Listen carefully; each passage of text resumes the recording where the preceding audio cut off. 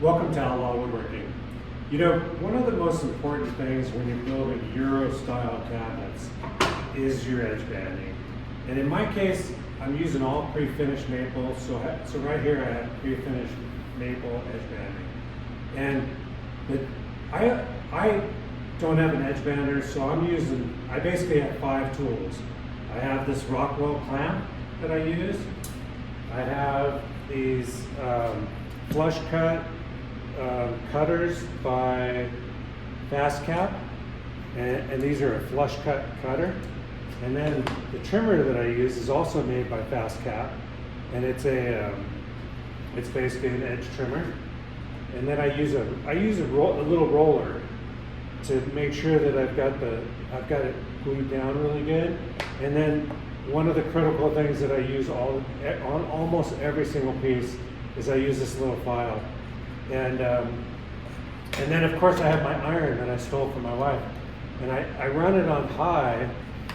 Matter of fact, we'll turn it on right now because I'm going to demonstrate how to get the perfect edge banding on a piece of this is pre-finished maple edge banding, and I'm going to demonstrate all the little tricks that I use to get the perfect edge banding. Let's get started. There he goes, it's a working man. He's trying to make a living any way he can, and he'll break his back for $1 or $2. Oh, there ain't no shame in what he do.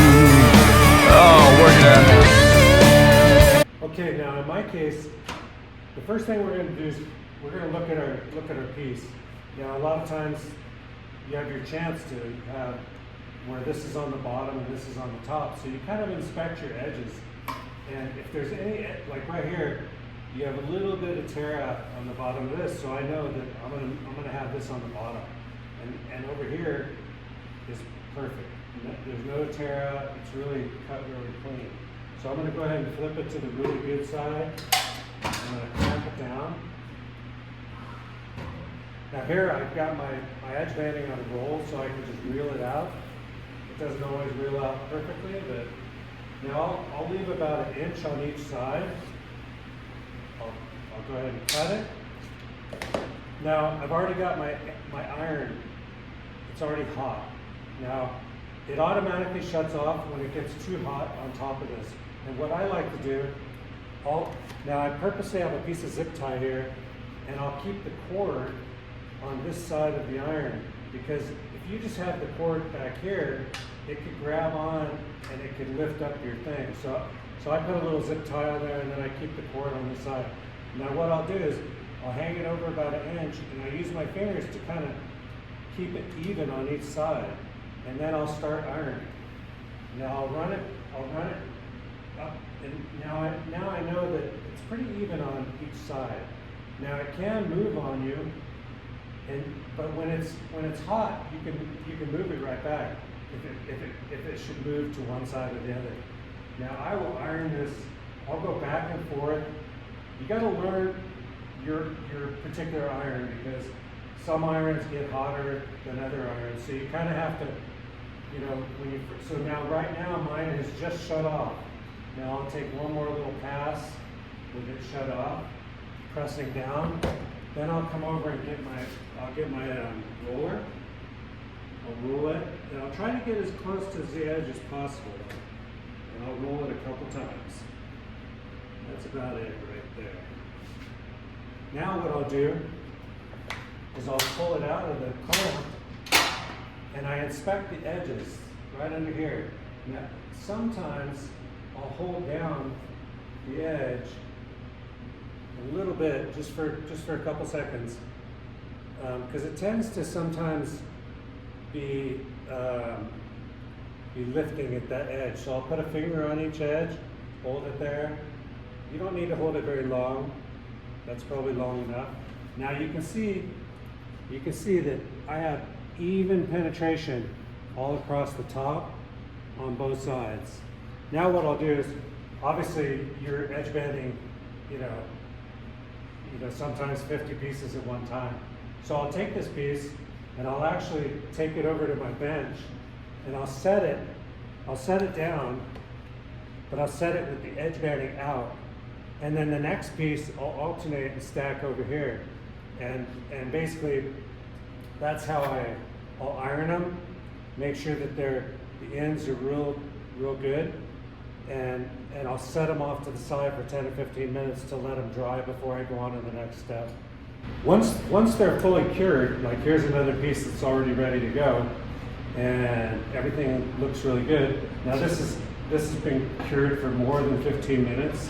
I'll clamp it down in here. The first step in my procedure is to snip it off.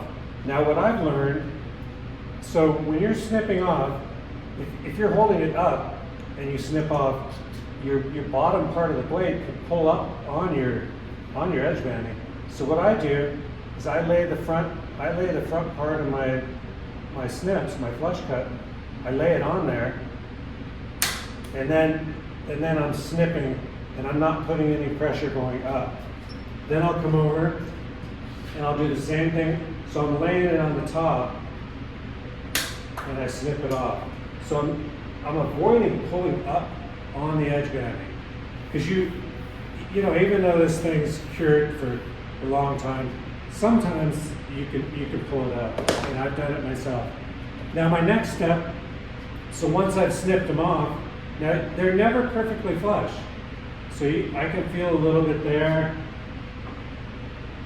I can't feel much here, but I can feel a little bit over here. Now what you don't want to just trim it and then put your box together, because when you go to put your box together and you have another piece that goes up against here that's also got edge banding on it, and this thing's not flush, it's not going to give you that perfect fit on your box. So what I'll do, I take this file and I file each edge. And you don't have to file, if you're using a flush cut, you don't have to file very much.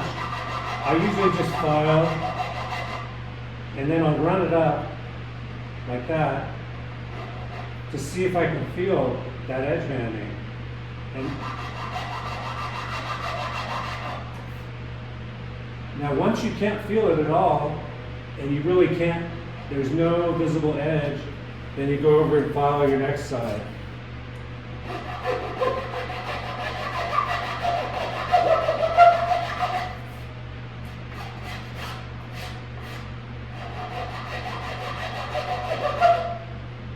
Now I can see when I come up, I can still feel a little bit of that. And I want to file until that's gone.